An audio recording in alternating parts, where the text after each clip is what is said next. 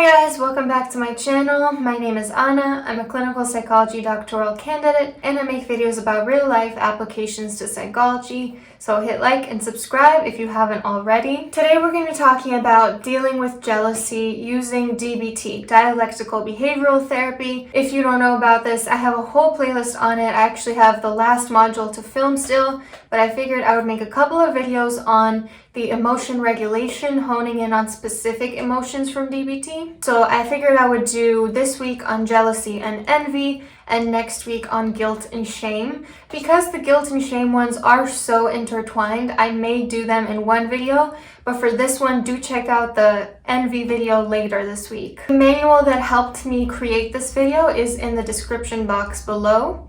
If you're not familiar with DBT, it's very helpful for personality disorders, depression, relationship problems, all the different spectra of disorders. And what we're doing today specifically focuses on emotion regulation, not getting rid of an emotion. That should never be the goal because all emotions are inherently neutral. You know, they're not good, they're not bad, they just are, and we have to learn to manage them. So today we're going to be learning how to manage jealousy. Also, you might notice I'm wearing my own merch today, the Mute Misogyny one. Link to my merch down below if you're interested in buying that. So first, I think it would be really beneficial to distinguish between jealousy and envy before we actually go into jealousy, because people tend to think they're the same thing, but they're actually not. So jealousy is when you are afraid that something or someone that belongs to you, something that you have, will get taken away, while envy is when you want something or someone that belongs to someone else.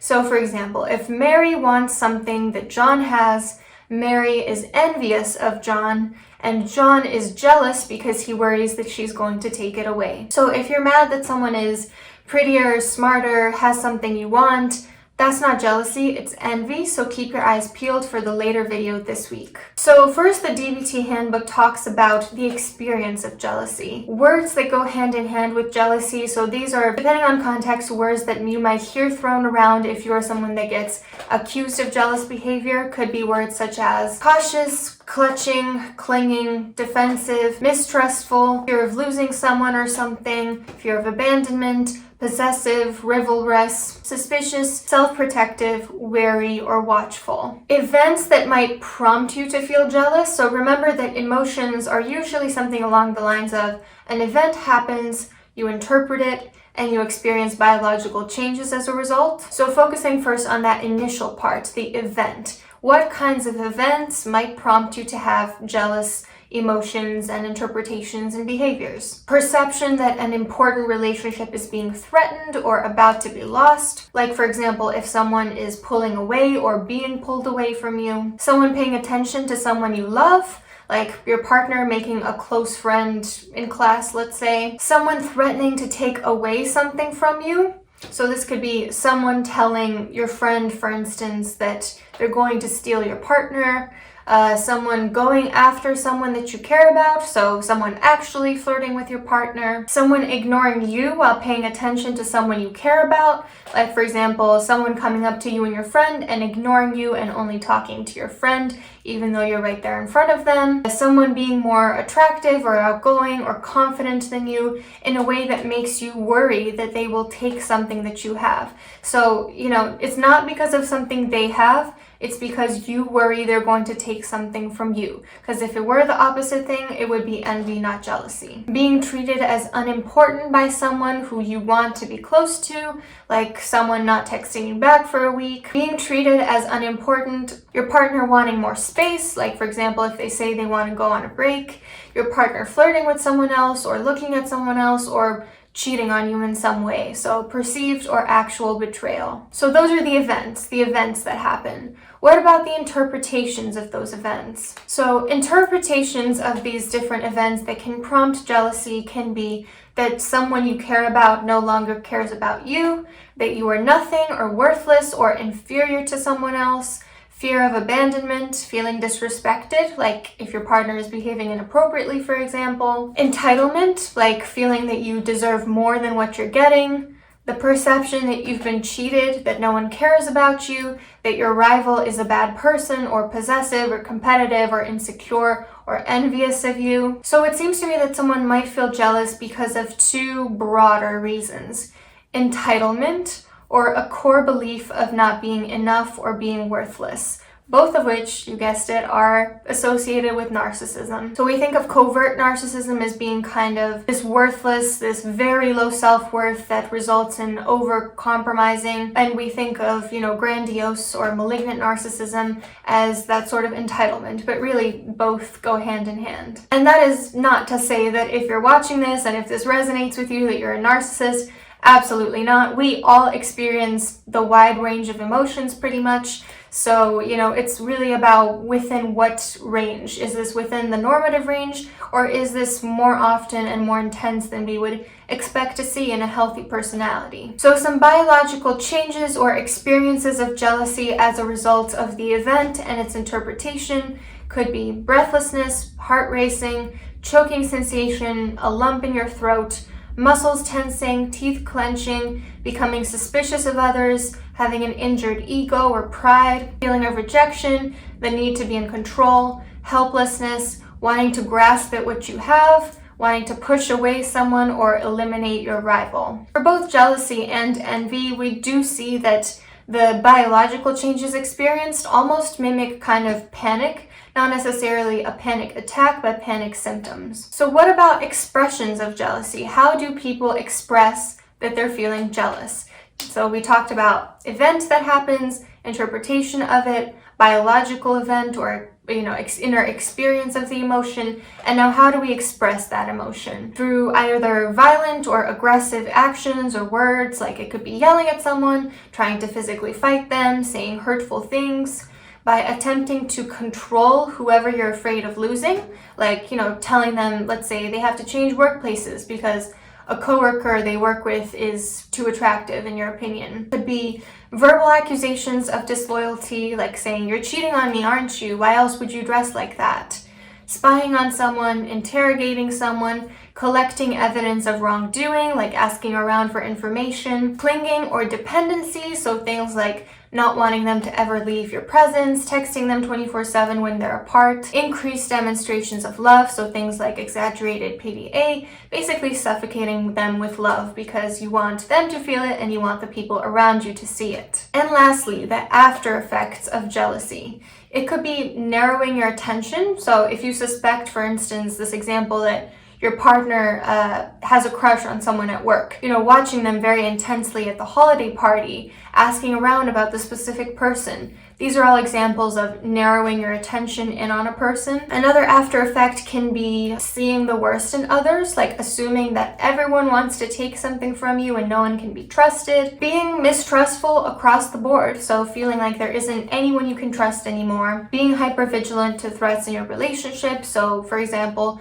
misinterpreting even a friendly waiter as flirting. Becoming isolated or withdrawn. Basically, not great consequences, not great after effects of the experience of jealousy. But I'm guessing most of you already had an idea about what jealousy feels like and what it does. But what do you do about jealousy? That's the reason you're probably here. So initially I was going to include the very complicated DBT flowchart, but I simplified it just a little bit because this is the internet and people lose focus very quickly. So I want to make sure that you get the bulk of what Marsha Linehan, the person who created this, is trying to communicate. So the two questions you need to ask yourself: does the emotion fit the facts? And would acting on my emotion be effective? So first question, check if your emotion fits the facts. Does your jealousy fit the events that just happened? So the question you need to ask yourself for jealousy is someone threatening to take away an important relationship or object? Like, is someone clearly gunning for your partner? Have they indicated to you or someone else that they are? Or is their behavior so apparent that they don't even need to say it? Or is an important relationship in danger of being lost? Like, has someone indicated that they're leaving you, that they want nothing to do with you? Or does their behavior show such a difference from their baseline that you don't even really need them to say it, you know it's over? Because this can be so subjective and our emotions, like jealousy, can cloud our judgment, It's important to truly assess the facts of what happened and to ask objective third parties when possible. So what's an example of how you could do this? Let's say that your partner is texting someone from their group project and they've been friendly but nothing inappropriate. So you might go to your friend Mary and say, "Hey Mary, do you think it's inappropriate for Jack to tell his classmate, 'Good morning, how's the project going?'" Chances are she's probably not going to think that's inappropriate, so that would be a cue that maybe your jealousy does not fit the facts right now. So, if jealousy does not fit the facts right now, don't act on it. Try to change the way you think about the situation rather than how you respond to it, and do the opposite action of what your instinct is. So in this case, the opposite action for jealousy is to let go of control and to share the people or things in your life. So stop spying or snooping, don't avoid anything, change your posture to be more open and more relaxed, do some breathing exercises. All of these fall under the category of opposite action for jealousy. And it's counterintuitive to do the opposite of your instinct, but it helps your mind and your body to realize that jealousy is not warranted right now. And it's worth reflecting if your jealousy does not fit the facts. Why am I feeling jealous right now if it doesn't fit the facts? What's going on with me in this moment? What has this triggered for me? Is this about something that happened in my past? Is this about me generally feeling insecure in this relationship? What's going on? But what about if, yes, the jealousy does fit the facts? Then the second question you need to ask yourself is acting on this emotion going to be effective in the long term? If no, consider doing the opposite action again, or at least don't act on your jealousy. So don't act on the emotion or the urge, and do consider doing the opposite action. But if yes, the jealousy fits the facts and acting on the emotion is going to be effective, what you do is not to instinctively react either. What you do is problem solving. Problem solving means addressing the people involved and working out the problem with them. So you could be like, "Hey Dan, I feel some type of way when your ex texts you. How do we fix this?" Or maybe fixing the problem means leaving Dan because maybe Dan does not want to respect your boundary, or maybe you've come to an impasse, or maybe for some reason this just isn't working. So in that case, you might need to decide the solution to your problem all on your own. So in summary, if your jealousy doesn't fit the situation, do the opposite action and change the way you think about the situation. If your jealousy does fit the situation, but acting on it wouldn't be effective, then don't act on it or try the opposite action. If your jealousy does fit the situation and acting on it is effective, then react by problem solving rather than reacting with your jealous instinct. So you see, none of the flowchart directions point to react in a jealous way, because as you saw, the list of jealous behaviors and after effects were not very productive. They really weren't. None of the, instinctive things we want to do when we feel jealous are truly going to solve the problem, no matter what the situation is. So now I'm going to go through some really applicable examples showing what to do based on this flowchart that I just gave you. And then I'm going to give some important takeaways about reacting with jealousy, so make sure you stay tuned for those because I do think they are an important way of wrapping up the video. First example I'm going to give. Your partner's friend told your partner that they should break up with you and be with them instead. Does your jealousy fit the facts? Yeah, absolutely. Is acting on this emotion going to be effective? Yes. But the way to act on your jealousy is, again, to problem solve. If your partner cannot agree with you to drop this friend, obviously, what are you really doing? This friend very obviously said they are gunning for your partner. If your partner does not want to drop them, the problem really only has one solution, which is to drop your partner themselves. But what about if your partner's friend hasn't explicitly said that they're going to steal your partner, but they have been acting borderline inappropriate, like taking their hand in conversation, frequently hugging them at parties, whatever, something on the fence where it's not completely inappropriate, but it also makes you uncomfortable. What do you do if you're on the fence about whether or not the jealousy does fit the facts in this situation? You can ask an objective third party for their impressions. If they agree that your jealousy is warranted, you again problem solve by talking to your partner or talking to the person being inappropriate or reaching a solution that works for you. But what if the objective third party says that your partner's friend is not being inappropriate, that your jealousy actually is kind of unwarranted? Then you do not act on your jealousy, and actually you do the opposite action. So relinquish control, share them by letting them have a friend. And at this point you might be thinking, well, what if the objective third party was wrong? What if my jealousy was warranted? What if this person is actually going to steal my partner or whatever it is they want to take from you? Then they can have it. Because the point of emotional regulation is not to win every single time. It's to have mastery over your own reactions and to be well. It's not hold on to things, don't let anything get away from you. It's live your life in a way that makes you feel calm, in a way that makes you feel regulated, balanced, in a way that makes you feel well. Do you really want to be living your life grasping at straws, grasping at the people in your life out of fear that they're going to leave you? So in the end, even if the opposite action is not what you're supposed to do here, it's still going to be better for you to relinquish to control, to let this go, and to just see how things play out. Let's move into non-romantic examples. So let's say that your friend has been spending a lot of time with a new friend lately, and you feel jealous. Does your jealousy fit the facts? No, because they're not obligated to only be friends with you, so them being friends with someone else doesn't mean they're going to abandon your friendship. There's nothing to indicate that they're going to drop you as a friend. So acting on this emotion would not be effective either, and you can do the opposite action by letting go of control and sharing this friend with other people. Now, what about if your friend has been acting cold and they've been going through a hard time and they denied any issue with you when you asked them?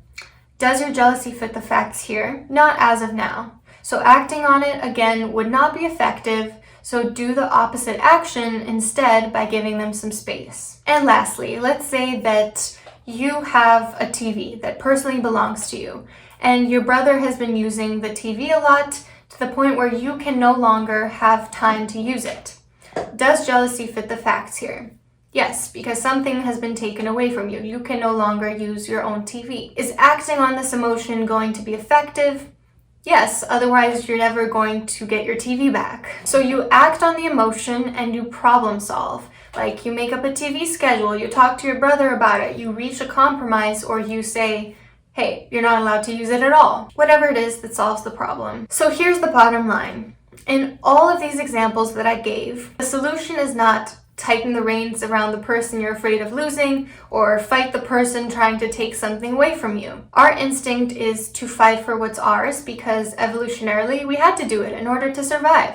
We had to fight over mates so we could reproduce, and we had to fight over food and shelter in order to survive. But these days, that reaction is no longer very adaptive. People have evolved to the point where if you react to jealousy in the natural way that comes to you, it can actually push the other person away or make you look weak in the face of threats or actually do the opposite of what you're trying to accomplish. Also, we have to remember that our emotions sometimes do not fit the facts, especially if we struggle with emotion regulation. Like if you find yourself in this video, it's very possible that you struggle with jealousy in particular, and it might not always be warranted. The bottom line in all of these examples is, if your jealousy fits the facts and is beneficial to address, then solve the problem rather than reacting in a jealous manner. If your jealousy does not fit the facts and/or would not be effective to address, do the opposite of your instinct. Give up control, loosen the reins, practice some breathing and relaxation exercises, and let whatever it is go, because if it's yours, it'll come back to you. But what if you're thinking about a specific person? You know, most people, when they talk about jealousy, are thinking about a romantic partner. What if you have a long-lasting, amazing relationship with this person and you just really don't want to lose them? Look, I get it. But the expression, if you love something, let it go and see if it comes back to you, does ring true. You cannot force someone to stay in your life if they don't intend to. And sometimes they're going to unknowingly make mistakes, and you can't shield them from that every single time. Both of you have to live with the consequences of both of your actions. Both their actions and your reactions, and your actions and their reactions. Something else to consider. If your jealousy is disproportional to the facts, you may want to make the most of it. Jealousy can be a very intimacy-inducing emotion. It can actually be the stepping stone to formal commitment or to fire up passion when you realize that someone that you value might be taken away from you.